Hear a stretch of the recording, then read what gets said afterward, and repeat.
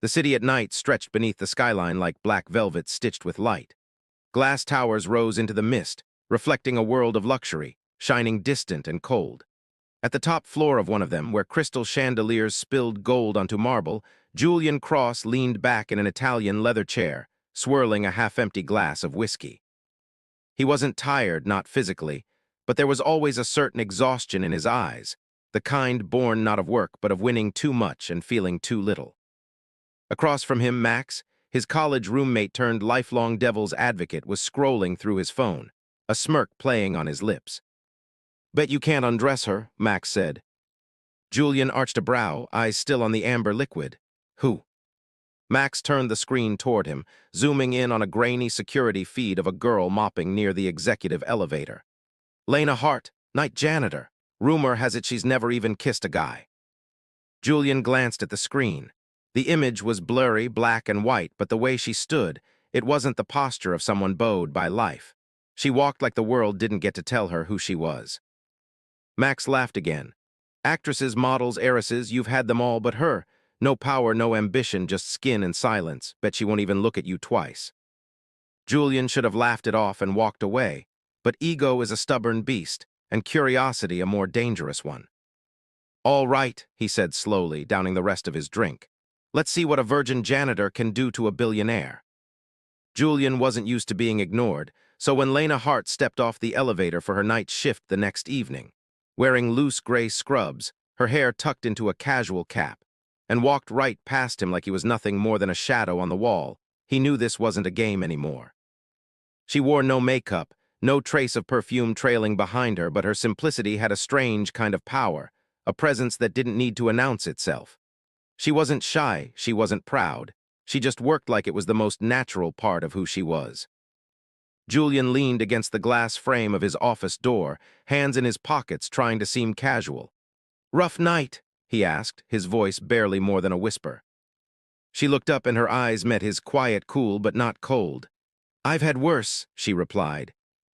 "Julian," he offered, wearing his signature half-smile. "I work here too."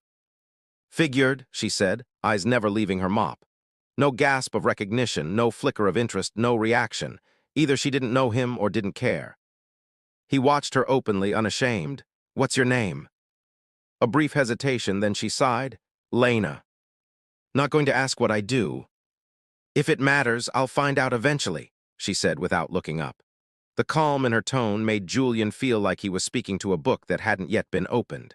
No one had ever made him feel invisible before, and oddly, that made him want to be seen more than ever. "You always speak like you're testing people." "Only when they ask questions like they already know the answers." Julian laughed, genuinely for the first time in weeks. It wasn't polite or strategic, it was real. She made him feel lighter. He stepped forward, she immediately stopped mopping, didn't turn, but he knew she felt him. "Relax," he said softly. "I'm just bored." "Then maybe go home," she replied, still not looking at him. "This floor is already clean." He should have walked away, but something inside him cracked instead. For the first time in years, a woman didn't care who he was, and that unfamiliar ache, the need to be seen, not admired, made him stay. Julian began staying later at the office, not for work, but for Lena. She arrived at the same time every night, like muscle memory, with her cart, gloves, and a silence that wrapped around her like invisible armor. He'd sit near the window, a mug of coffee in hand, pretending to read a file he hadn't touched. Sometimes he'd ask, "What kind of music do you like? Do you think everyone's lonely even in a crowd? Does Seattle's constant rain make people forget the sun?" Lena rarely answered, but when she did, her words cut cleaner than any flirtation ever had. She wasn't seductive, she wasn't trying to be interesting, yet everything she said made Julian feel seen, truly seen. He learned she was 23, working 2 jobs to pay off her mother's medical bills. She hadn't gone to college because survival didn't leave room for dreams.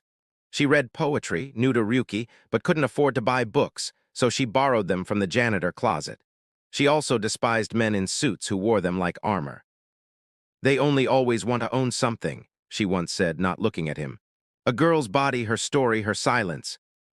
Julian wanted to say, "I'm not like them," but he didn't because he had been. Maybe he still was, until now. Each night she left, he felt stripped of arrogance, of certainty. There were no smirks left, no charm to fall back on, just a man sitting alone in a room that suddenly felt too large. He used to enjoy being pursued. Now he was the one waiting for a glance, a short smile. But Lena didn't need him, not for money, not for power. She looked at him like she could see straight through and was waiting to know if there was anything real beneath all the shine. Max kept asking, "So did you do it yet, or is the little janitor still untouched?" Julian just sipped his drink and didn't answer, not because he couldn't, but because suddenly the question felt stupid. She wasn't a conquest. She was a mirror, and for the first time he dared to look. Everything changed on a Friday night when a system glitch triggered a temporary lockdown on the top floor. The lights flickered, the elevators froze, and in that silent space there were only two people left, Julian and Lena. She stood in the hallway, gripping her mop handle like it might save her. "Looks like we're stuck," he said, his voice softer than usual. "The generator will kick in soon," she replied, trying to stay composed. "I know," he nodded gently, "but maybe the one who's afraid right now is me." She turned to him and truly looked, not at his tailored shirt or perfectly styled hair, but at his eyes and the exhaustion inside them. Not from work, but from something that had weighed him down for years. "Why do you keep watching me like you're trying to find something?" she asked. "I'm just mopping a floor." "Because I made a mistake," he breathed out like releasing a long-held burden.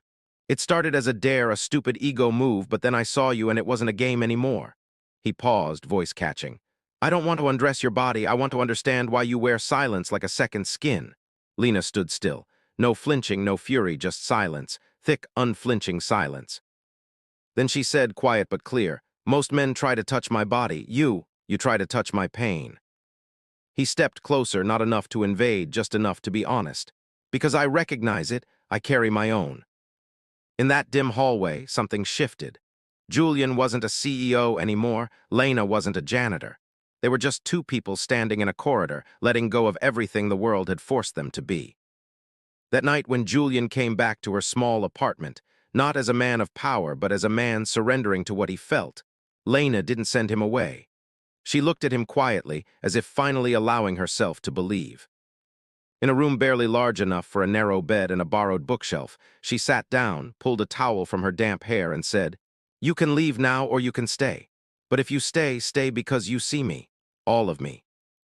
Julian knelt in front of her, hands resting gently on her knees. "Then let me be the man who stays." The days that followed passed like a dream that didn't need explaining. Julian stayed. No penthouse, no board meetings, no billion-dollar schedules. He slept on Lena's worn-out couch, though she knew he only pretended to sleep so she wouldn't feel like he was taking up her space. In the mornings, he made coffee without asking how she liked it, and somehow always got it right. In the evenings, they cooked together. Garlic-heavy pasta, grilled cheese with burnt edges, pancakes for dinner. Everything was a little messy, but honest enough to feel almost dangerous. One night, as she curled beside him on the couch, an old movie flickering on the TV in the background, she whispered, "I still don't understand. Why me?" He didn't turn, eyes still on the screen, but his hand tightened around hers. "Because you didn't ask for anything but gave me everything. Because you didn't try to impress me, you undid me. Because when I was the most powerful man in the room, you made me feel small and I liked it." She buried her face in his chest, her lips trembling, not from fear but from something inside her heart finally unlocking. To Julian, this wasn't a challenge anymore. Lena wasn't someone to reach, she was where he wanted to rest, the question he wanted to spend a lifetime answering. But real life doesn't stand still. On a Thursday morning, Lena got a call from the cleaning agency. The woman on the line was cold and clipped. "There's talk of you and a client, a very wealthy one. We don't deal in scandal. You'll need to resign." No chance to explain, no one listened, just a sharp click and silence. That afternoon, Julian returned from a meeting and found Lena sitting on the bed, holding her folded uniform in her lap. Her eyes were red. "They fired me," she said softly. He froze, then stepped forward, kneeling in front of her, taking her hands. "Because of me." She nodded. "They said I crossed a line." "No, I pulled you into a world where rules don't apply. I should have shielded you from the fallout." She looked at him, her eyes wet but fierce. "Don't you dare apologize for loving me, not if it's real." His breath caught. "It is, more than I know how to say." She pressed her forehead to his, whispering, "Then don't prove it with words. Prove it by not leaving when things get ugly."